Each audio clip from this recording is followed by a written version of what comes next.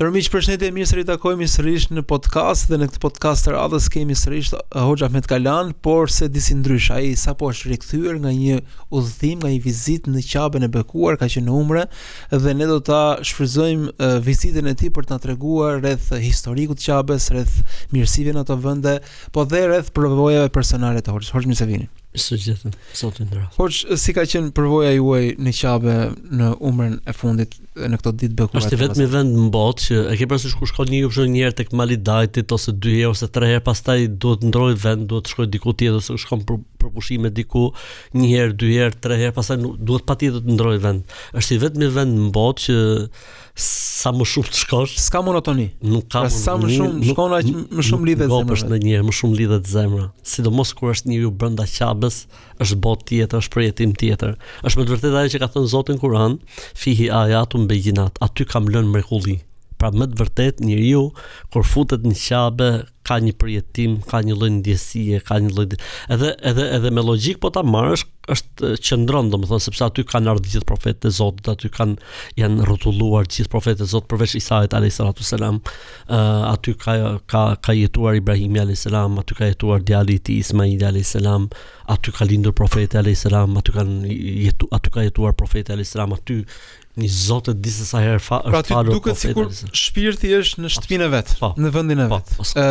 Unë kam përvojën time personale kur kam shkuar për herë të parë, kemi pasur një tranzit të gjatë në Stamboll, edhe me këtë rast para 18 vjetësh ndoshta kam vizituar edhe Stambollin në një ditë dhe Qabën. Edhe kur erdha më thoshin njerëzit atje palesa bukur ishte. I thosha për bukur ishte Stambolli. Po ndërkohë përjetimi i Qabës ka atë kjo urtësinë vet, domethënë e përmendin disa nga, le të themi, skollaristët e mëdhenj islamik kur thonë që Zoti e ka lënë Qabën në një vend të shkretir, që njeriu mos të ketë asnjë ambicie se përse po shkon në Qabë. Edhe sot po të shkosh në Qabë, pavarësisht, le të themi, zhvillimit, modernizmit, jashtë Qabës është kaotike situata në krahasim me Medinën. I ke parë njerëzit, thonë kur shkojmë në Medinë qetësia e madhe, ndihem mirë. Pra Zoti ka dashur që në Mekë po shkove, ke shku vetëm për Qabën. Pra në Mekë ka vetëm male, shkëmbore, pra nuk ka gjelbërim, temperatura të larta, po themi edhe një pjesë e madhe, pra një turë madhe, trafik, njerëz, po vetëm këtë Ramazan për shkak deri tani domethënë që jemi domethënë afërsisht domethënë le të themi nga fundi i Ramazanit e kanë bërë umrën 20 e sa milion njerëz vetëm në Ramazan. Tani llogariti i binte mesatarja 2 milion njerëz në ditë të bëjnë umrën. Pra të njëjtin rit e kanë bërë 2 milion njerëz në 24 orë. Hosh, kthehemi pak te historiku, na tregoni pak çfarë është Qabja, kur është ndërtuar ajo, cili është historiku i parë i kësaj. Zanafilla e Qabës vjen me krijimin e tokës, sepse shumë prej nesh e lidhin Qabën me historinë e Ibrahimin alayhis salam. Faktikisht e saktë dhe e vërteta është që Zoti i Madh kur ka krijuar tokën dhe e ka bërë atë të përshtatshme për jetesën e xhinëve dhe njerëzve në të, gjëja e parë ka urdhëruar me lajket të ndërtojnë një shtëpi në të që është Qabja. Dhe kjo ka një arsye madhore. Isha një ditë këtë herë, ishte me që po e lidh me këtë udhëtimin e fundit. Isha me një çun të vogël që kishte ardhur në Umre.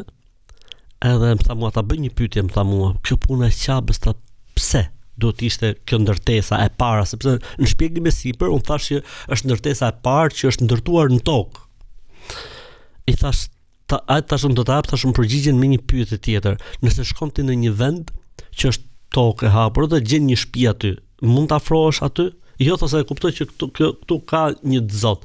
Thash kjo është arsye dhe Zoti i Madh kur ka bërë tokën dhe ka mbaruar, pra, domethënë kur toka është bërë tamam për të jetuar, për të pasur jetën të, ka ndërtuar dhe një shtëpi aty. Sepse njerëzit e parë që do zbrisin tokë, ne e dim shumë mirë kur është takuar Ademi me Havan, janë takuar në Arafat.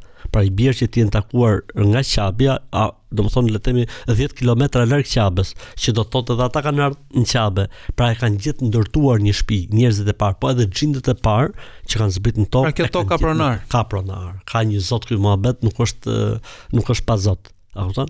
Kështu që ky është mesazhi më i rëndësishëm, që kjo botë dhe kjo tokë ka një Zot. Pse lidhet me Ibrahimin alayhis salam? Lidhet më shumë me Ibrahimin alayhis salam sepse ne si musliman, domethënë jemi shumë të lidhur me Ibrahimin alayhis salam, sepse ka qenë profeti që domethënë ka mbledhur në thirrjen e tij në Islam, sepse të gjithë pejgamberët kanë qenë ftues në Islam, mes përballjes me idhujt dhe statujat pra që adhurohen dhe me pjesën le të themi filozofike.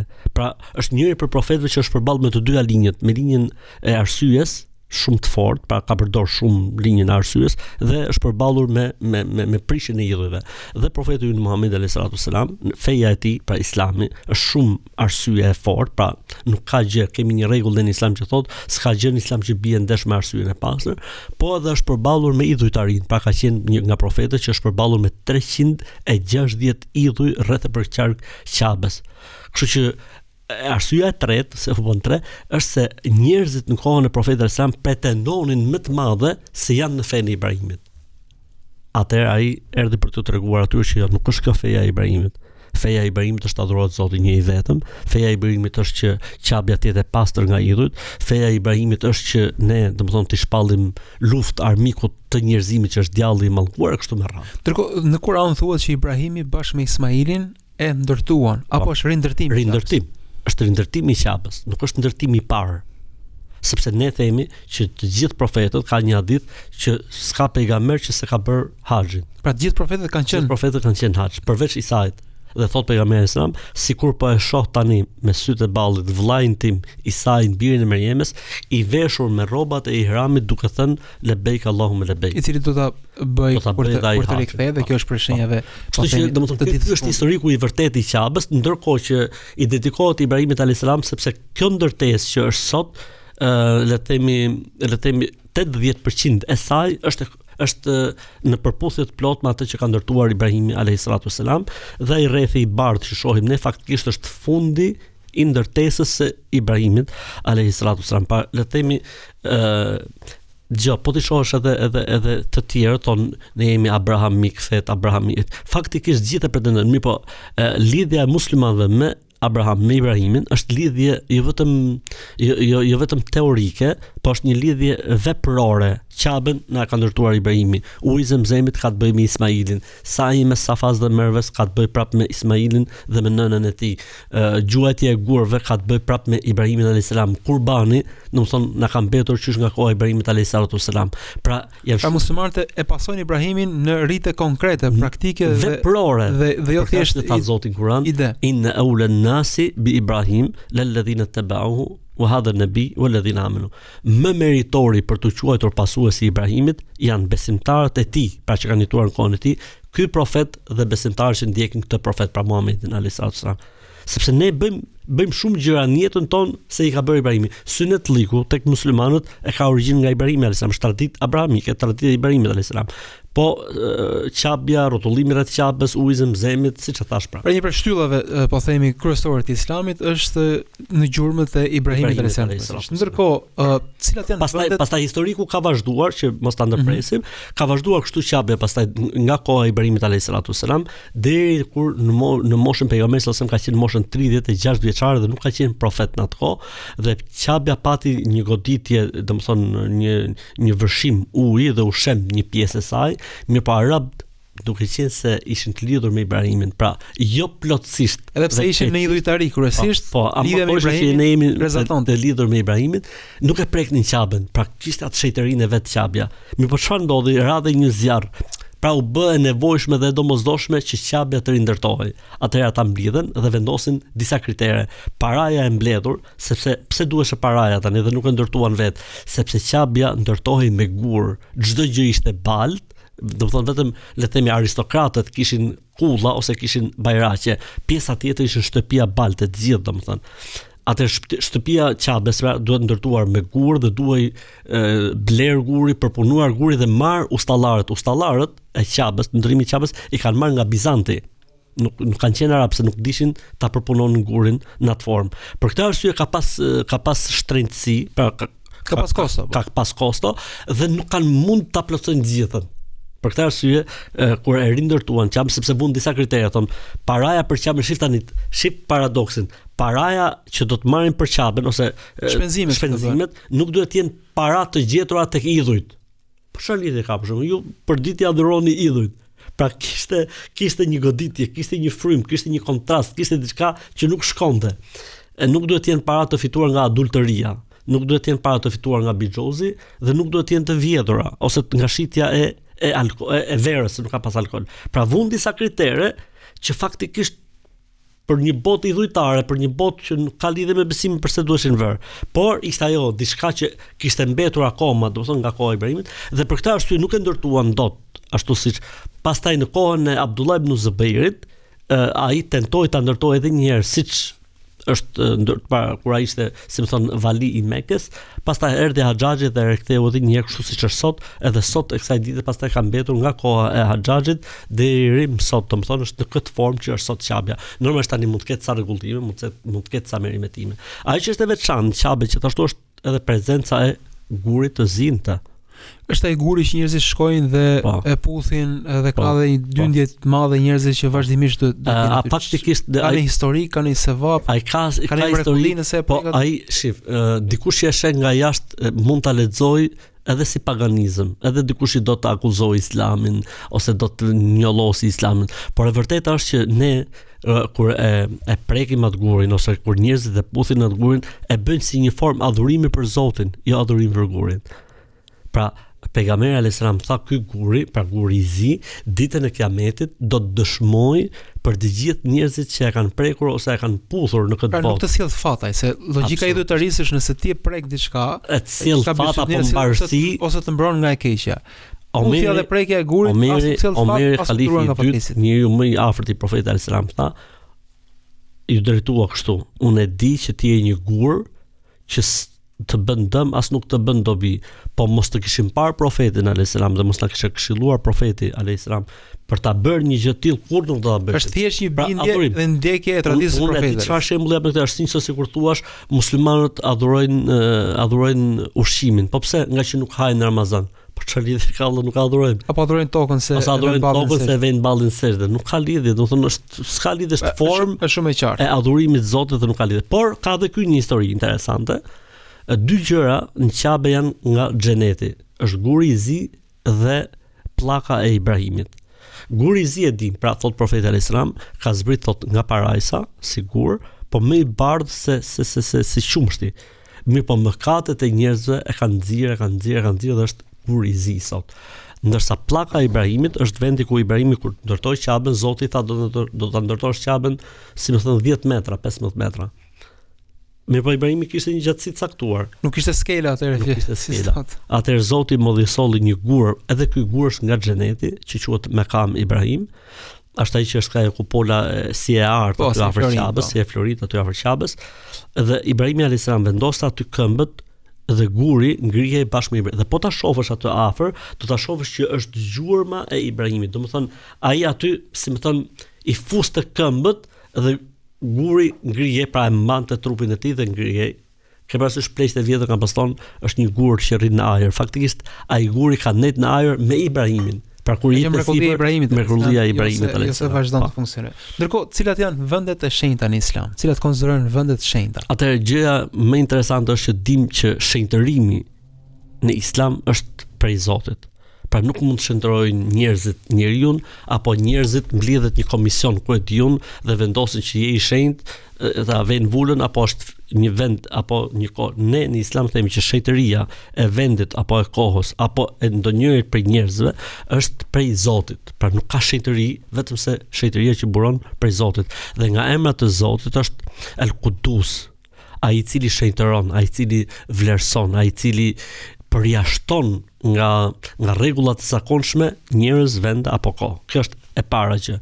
E dyta gjë, në Islam janë përcaktuar vendet e shenjta. Pra është Mekka, është Medina, është dhe Kudsi Sherif, pra Jeruzalemi, pra Kudsi, ne i themi muslimanët e quajmë Kudsi Sherif, pra Kudsi. Pra nuk është gjithë Jeruzalemi, por është një pjesë, është pjesa e Kudsit. Vetëm pjesa që e ke parasysh, po ta shohësh sot është një si katrore e madhe, ku është xhamia, ajo xhamia me kupolë të verdh, xhamia Umar ibn Khattabit, dhe kjo pjesa komplet quhet Harem El-Qudsi, pra haremi i Kudsit. Edhe në Medinë bëhet fjalë për xhaminë e profetit. Vetëm për xhaminë e profetit alayhis salatu selam, ndërsa në Mekë bëhet fjalë për Qaben, po ka edhe një mendim tjetër që e mbështet, le të themi, një pjesë e madhe e dietarëve musliman që thotë gjithë toka e haremit, pra jo vetëm toka e pjesa e Qabës, po gjithë toka e haremit. Tani çfarë ndodh në këto vende kur shkon atje të hecën marr, shërohesh, Pra, cila është logjika e shenjtërisë? Çfarë do thotë? Logjika e shenjtërisë është që Zoti e vlerëson adhurimin të më shumë se çdo vend tjetër. Ky është kuptimi, po edhe mëkatin to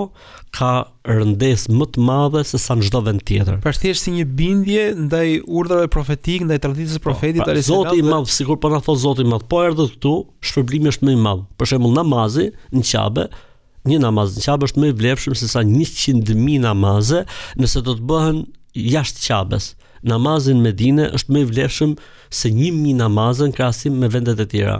Në Kudsin Sherif, namazi është më i vlefshëm 500 apo 250 varet nga transmetimi, që është më i vlefshëm se sa në çdo vend tjetër të botës. Kjo është ideja, domethënë. Pra ne falim në shtëpi, falim edhe në xhami, po fakti që shkojmë në xhami nuk do të thotë se aty shkojmë që të na hec marr ose ka një lloj shenjtërie. Po, për këtë arsye në Islam për shembull, po shkosh le të themi në Mekë dhe të fërkohesh tek mermeri atje, apo të marrësh një copë guri atje, ke bërë dhujtari. Apo nga Meka, ke bërë dhujtari. Po jo se është e shenjtë, Zoti është e shenjtë. Adhurimi, jo për të përkushtuar Zotit, pra ka një shenjtëri tek Zoti si vend, për këtë arsye sa më shumë të adhurosh aty, sa më shumë përkushtohesh aty, ka më shumë vlerë tek Zoti i gjithësisë. Nuk është kuptimi që ta kthesh në objekti dhujtarie. Tani peligrinazhi lejohet vetëm në Mekë. Edhe vizita në këto dy vende të tjera. E përcaktuar. Profeti alayhis salam ka thënë udhëtimi për adhurim nuk bëhet vetëm se në 3 vende: Mekë, Medinë dhe Kudsi Sherif. Vetëm këto 3 vende bëhet udhëtimi për adhurim, përndryshe. Tani, nëse shkojmë në vende të tjera, bëjmë peligrinazh në vende të tjera ose vizitojmë vende të shenjta të tjera përveç këtyre 3, çfarë problemi ka? Nëse s'ka sevapa, ka gjyna? Atëherë, njeriu mund të shkojë për turizëm. Le të shkoj ku do në botë për turizëm, nuk ka asnjë problemi. Por në momentin që ti shkon për mbarësi, për bekim, për adhurim, për të qenë më afër Zotit, këtu ti ke rënë në ato që quhet idhujtari. Sepse, domethënë, i ke dhënë vlerë ndryshe nga ajo që Zoti diçka i ka dhënë vlerë. Pra ke synuar thelbin e besimit. Absolutisht, është një nga shtyllat e Islamit, domethënë të synosh Qaben në udhtim për adhurim. Peligrinazhi thon, domethënë le të themi përkthimi i haxhit. Jo, faktikisht është, po ta përkthesh fjalë për fjalë, fjalën haxh do thotë të synosh Qaben për të adhuruar Zotin. Edhe në Medinë, të synosh Medinën për të adhuruar Zotin, jo për varrin e profetit. Varri i profetit është në listë, por nuk është synimi kryesor. Shkohet në Medinë për të adhuruar Zotin, shkohet në Kuds, jo se është xhamia Omerit e Kudit, jo, shkohet në Kuds sepse adhurohet Zoti. Për adhurim, për një formë tjetër të adhurimit të Zotit. Synon Kudsin për të adhuruar Zotin. Pra synon Medinën për të adhuruar Zotin, synon Qaben për ti nuk mund synosh asnjë vend tjetër të botës për të adhuruar Zotin se ka vlerë tjetër. Po mirë, për shembull, ne duam shkojmë tek Xhamia Blu, nuk ka asnjë problem. Mund të shkosh tek Xhamia Blu, po jo se ka vlerë të veçantë. Ose si peligrinazh. Si shenjtëri, jo si shenjtëri, jo kohë caktuar, në vepra të caktuara. Aq më pak pastaj në vende të tjera që janë histori varesh apo ka kuptim që ta agjërojmë 30 ditë edhe të shkojmë për mbarësi ku diun tek mali X apo tek mali Y, janë shumë male. Po, janë shumë male dhe kodra. Të gjitha këto. Vetëm Gruaja kishte 366 vende të shenjta. Pas ka si Qabe. Jo, Qabe vetëm një ka, këta kanë 360. Qabe ka pas 360. A ka idhuj diku pa. Pra, njeriu është i prirur për të krijuar tip besytnish edhe me gurë edhe me drurë edhe me vende edhe me varre. Sidomos kur ka kështu gojdhëna ose kështu legjenda se e ke parasysh. Pa ka thënë dikush i ka ndodhur dikujt. Njëri shkoi i smur edhe erdhi. Ndërkohë që këto synojnë thelbin e besimit. S'ka dyshim. Ku dallon haxhi nga umre? Pra, shohim njerëz që vizitojnë Qaben në momente të ndryshme. Umra mund bëhet në çdo kohë të vitit, ndërsa haxhi ka vetëm 3 muaj, pra Shawal, Dhulqa'da dhe Dhulhijja. Pra tu nuk mund bësh haxh kur duash ti, po je i kufizuar në kohë. Kjo është e para. E dyta është tek shpërblimi. Haxhi të pastron me të gjitha, domethënë, ndërsa umreja fshin mëkatet që nuk i ka fshirë, le të themi abdesi, që si ka fshirë namazi, agjërimi, atëherë vjen umreja dhe bën atë larjen e fundit, po jo të mëdhat. Ndërsa haxhi si dita që e ka lidhur nëna e tij. Dallimi i tretë është se umreja zgjat shumë pak. Le të themi ekstremi që mund zgjasë një umre për një person mund të jetë 3-4, ekstremi fare 5 orë, ndërkohë që haxhi vetëm adhurimin e ka 5 ditë pa pushim. Pra nuk është, domethënë ka edhe dallim, domethënë kohë, po ka edhe dallim kosto faktikisht. Umra se njerëzit shumë po shkojnë umre për shembull, sepse umra kushton 1000 euro, ndërkohë që haxhi domethënë ka një çmim tjetër dhe njerëzit kanë më të lehtë ta përballojnë një umre, edhe si më thon të realizohet një ëndër që është ëndra e shikimit të Qabes, e përjetimit të Qabes edhe të Medinës, krahasim me haxhin që ndoshta ajo të gjithë kanë mundësi ta arrijnë. Por çdo minuta na ikën shumë shpejt, ne na ngelen shumë pika pra, jo vetëm atje që të zerrohet koha, po edhe këtu ne u zerrohet koha duke folur për atje. Kështu që ne do duhet që të ritakojmë sërish për të folur për haxhin mirë të veçantë, për Medinën, për vlerën, atë rrobën e bardhë, ihramin që vishet, ujin e Zemzemit, Zoti shpërblet për këtë. Zoti të nderoft, Zoti shpërblet. Dorëmi që këtu jemi në takimin e sotëm, do të jemi sërish me Hoxhën për të folur mbi aspekte të tjera të haxhit, të umres, të vizitës së Qabes, të xhamisë së Profetit Muhamedit alayhis salam dhe shumë aspekteve tjera, kështu që na ndiqni sërish së bashku nesër. Kalofshi sa mirë.